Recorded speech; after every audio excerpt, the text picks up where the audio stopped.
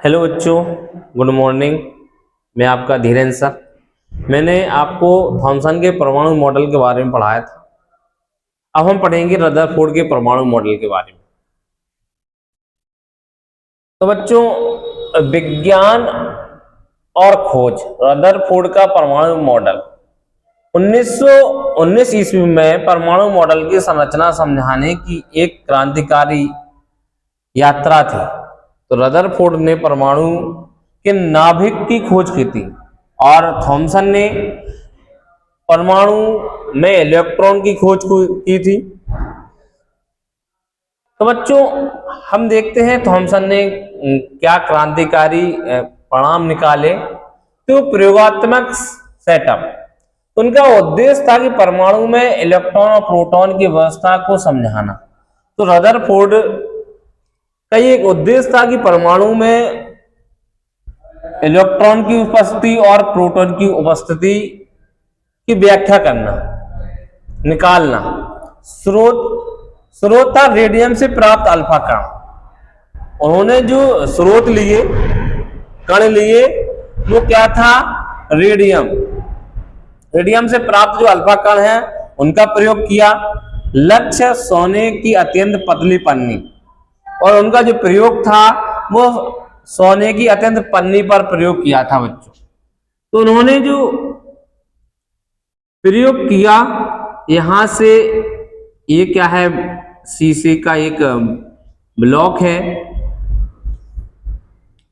यहां पर इन्होंने ये ZnS का एक पर्दा है।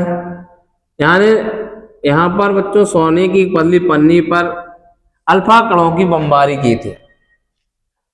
तो प्रशिक्षण कणों की दशा देखने के लिए फ्लोरोसेंट पर्दा, ये कणों की जो दशा देखने के लिए उन्होंने एक फ्लोरोसेंट पर्दा लगाया था, ये वाला। ठीक है बच्चों। तो इन्होंने जो पर्दा लगाया और देखा, ये क्या निकला? उस पर्दे पर एक चमक उत्पन्न हुई। चमक से देखा, ये उन्होंने सोचा ये कुछ तो है इसमें। तो इसमें बच्चों पहले तो देखेंगे सोने की सोने की पन्नी ही क्यों लगाई। तो अत्यंत पतली परत की आवश्यकता पड़ी उन्हें। क्या पड़ी? ऐसी कोई धातु नहीं थी कि सोने से जो बनाई गई धातु या पतली धातु, उससे ज्यादा कोई धातु जो है पतली नहीं हो सकती। इसलिए उन्होंने क्या किया कि सोने की धातु का उपयोग किया। रदरफोर्ड एक ऐसी परत चाहते थे जो परमाणुओं की न्यूनतम मोटाई को ही, ताकि कणों का टकराव स्पष्ट हो सके। क्यों चाहते थे? क्योंकि जो परमाणु है उसकी न्यूनतम मोटाई को ही, कि ताकि उन पर जो परमाणु है उन पर ही स्पष्ट दिखाई दे। मुख्य तथ्यों, प्रयोग में ली गई सोने की पन्नी लगभग 1000 परमाणुओं के बराबर मोटी थी। जो रदरफोर्ड जी ने सोने की पतली पन्नी लगाई थी, तो उन जो पतली पन्नी में लगभग कितने थे? 1000 परमाणु के बराबर पन्नी लगाई थी उन्होंने। तो अल्फा कणों की विशेषताएं, तो प्रकृति कैसी होती है बच्चों अल्फा कणों की? ये द्विधात्मक हीलियम नाभिक होते हैं। जो अल्फा कण होते हैं वो द्विधनावेशित हीलियम होते हैं। द्रव्यमान क्या होता है बच्चों? इसका द्रव्यमान 4u होता है। क्या होता है बच्चों? 4u होता है, जो प्रोटॉन के 4 गुना होता। जो इनकी जो प्रोटॉन इसमें उपस्थित होते हैं हीलियम में, तो उसका 4 गुना होता है इसका द्रव्यमान।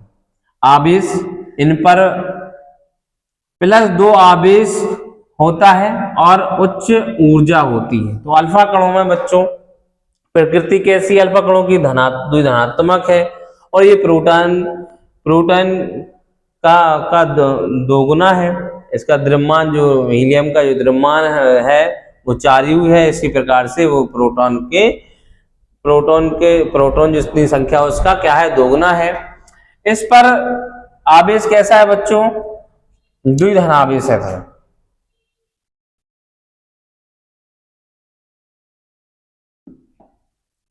ठीक है बच्चों, नेक्स्ट चलते हैं अपन। वैज्ञानिक अपेक्षा, यह अनुमान था कि भारी अल्फा कण सोने के परमाणुओं से थोड़ा विक्षेपित होंगे। पहले यह अनुमान निकाला कि अल्फा कण जो होंगे सोने के परमाणु से थोड़ा विक्षेपित हट जाएंगे। रदरफोर्ड जी ने क्या निकाला, जो परमाणु हैं, जो परमाणु 1000 उसमें व्यवस्थित हैं, तो क्या होगा, जो अल्फा कण है वो विक्षेपित होंगे, लेकिन ऐसा नहीं होगा। तो पहले हम देखते हैं थॉमसन का परमाणु मॉडल। तो थॉमसन ने जो परमाणु मॉडल दिया था उसमें एक परमाणु है, उसमें से ये अल्फा कण, मान लो अल्फा कण है, इनमें से ये देखो बच्चों, ये क्या है, परमाणुओं में से क्या हो गए, ये सीधे निकल गए। देखो अंदर से भी किरण सीधी निकल गई, यहाँ बगल से भी सीधी निकल गई। ये क्या था, उनका परमाणु मॉडल था। इनका ये थॉमसन का परमाणु मॉडल, इसका था बच्चों थॉमसन का परमाणु। इन्होंने जो है तरबूज मॉडल बताया, तरबूज की तरह बताया था। इन्होंने क्या बताया बच्चों, इन्होंने कहा कि ये जिस प्रकार से तरबूज होता है, जो लाल भाग होता है वो क्या है, धनावेशित है, और जो इलेक्ट्रॉन होंगे वो क्या होंगे, तरबूज के बीजों की तरह उस समय जो है धसे हुए होंगे। तो थॉमसन ने ये तरबूज की तरह एक मॉडल प्रस्तुत किया था। लेकिन रदरफोर्ड आए, उन्होंने क्या कहा, उन्होंने प्रयोग किया कि जो परमाणु है, ये क्या है बच्चों, परमाणु, ये जो परमाणु है उसमें क्या है बच्चों, इलेक्ट्रॉन है। इलेक्ट्रॉन है तो इन्होंने अल्फा कणों की बमबारी कर दी। तो ये बच्चों देखो, यहाँ पर एक अल्फा कण क्या हो गया, इस पर टकराया और क्या हो गया, थोड़ी विक्षेपित हुई। कुछ ही क्या होगा, इससे सीधे निकल गए, इससे क्या हो गया, कुछ विक्षेपित हो गए, ये भी क्या होगा, सीधे निकल गए। ठीक है, अब ये इसका कारण ये है कि ये जो अल्फा कण गया तो इससे थोड़ा हल्का टकराया, तो ये धनावेशित है, ये प्रतिकर्षण लगा तो वो दूर से ही क्या हो गया बच्चों, दूर से ही क्या हो गया, ये हट गया। केवल जब नाभिक पर टकराया तो ये क्या होगा, ये विक्षेपित होगा। ये निकट है इसलिए ये थोड़ा सा विक्षेपित होगा। नाभिक, ये क्या है बच्चों, नाभिक है, नाभिक है। नाभिक की जब निकट गया थोड़ा विक्षेपित होगा, नाभिक से दूर ये वाले कण है, तो क्या इलेक्ट्रॉन को तो भेद दिया इसने, इसको भेदा, इलेक्ट्रॉन को भेद दिया, लेकिन नाभिक को, ये जो अल्फा कण है उसको नहीं भेद पाए। तो इन्होंने ये अनुमान निकाला था कि परमाणु से थोड़ा जो है विक्षेपित होंगे, ये परमाणु में जो, तो ये परमाणु से विक्षेपित होंगे, ये अनुमान निकाला था थॉमसन मॉडल के आधार पर अपेक्षा। बच्चों तो प्रकीर्णन प्रक्रिया में क्या होगा बच्चों, देखो ये क्या है, लेड ब्लॉक है, शीशे का एक ढांचा है। ये क्या है, ये बच्चों लेड प्लेट विथ हॉल है। और ये क्या है, मूविंग सर्कुलर स्क्रीन ऑडिट, किसकी परत है इस पर, जेनेनेस की। ये बच्चों सोने की पतली पन्नी, पतली। जब इन्होंने ये रेडियम में यहां से क्या किया, किरण को डाला, बमबारी की, तो बच्चों देखो ये यहां से कई जो कण है वो विक्षेपित हो गए। यहाँ क्या हो गया बच्चों, कई कण ऐसे हो गए वो देखो बच्चों विक्षेपित हो गए, एक यहां से निकला, एक यहां से।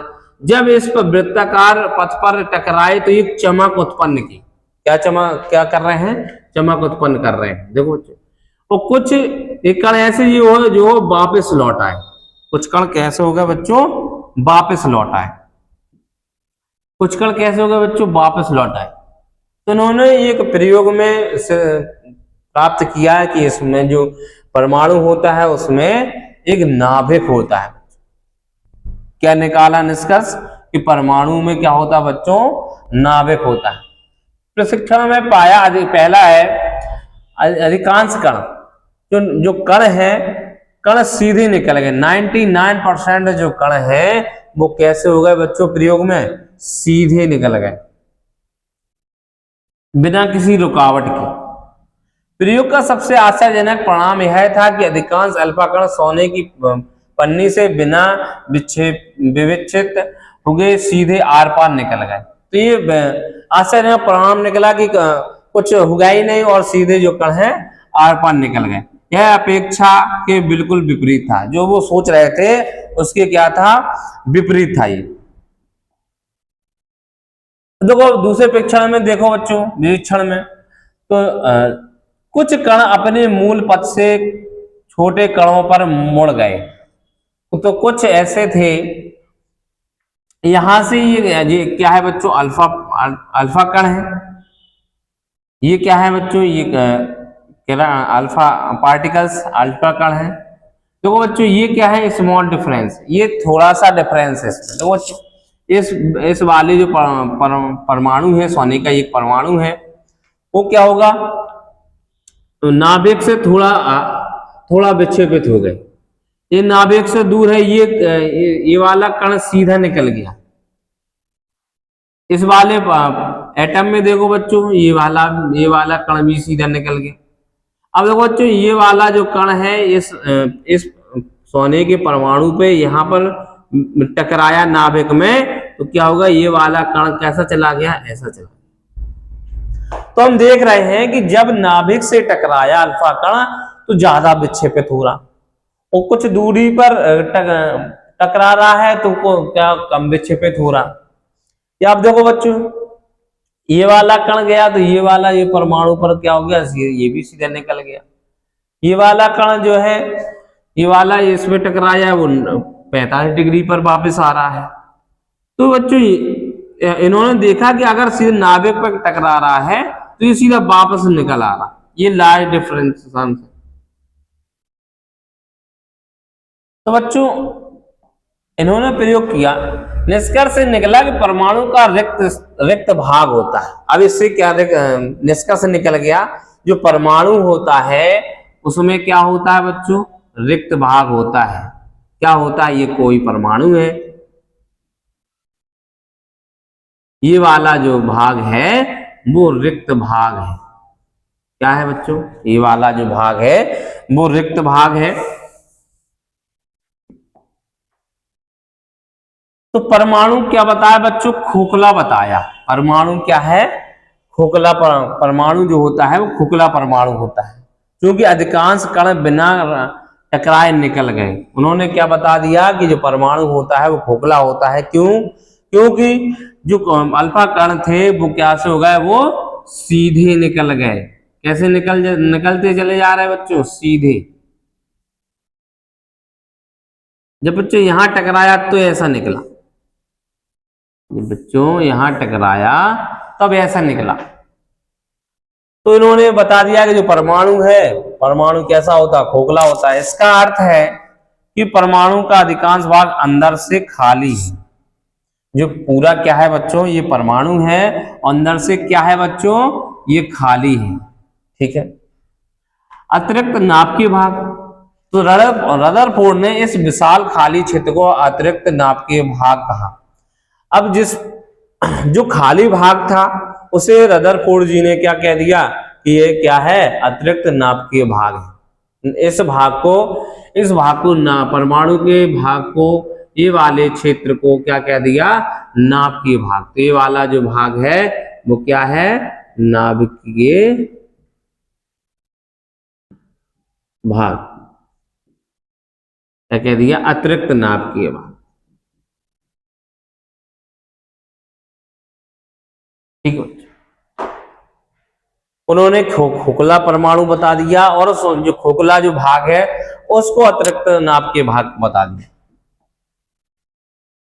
निष्कर्ष दूसरे, धनावेश और प्रतिकर्षण। धनावेश और प्रतिकर्षण देखो बच्चों, इस वाले जो चित्र है यहाँ पर देखो बच्चे, यहाँ पर ये नाभिक जो दिख रहा है वो प्लस चार्ज धनावेशित है और जो अतिरिक्त भाग है वो ऋणावेशित बताया है। तो प्रतिकर्षण का कारण, तो अल्फा कण धनावेशित होते हैं। जो अल्फा कण होते हैं वो कैसे होते हैं बच्चों, धन आवेशित होते हैं। और बच्चों यहाँ देखो परमाणु, ये सोने का एक परमाणु है, यहाँ पर उसके नाभिक में धन आवेश बताया है और जो अल्फा कण है वो भी धनावेशित होते हैं।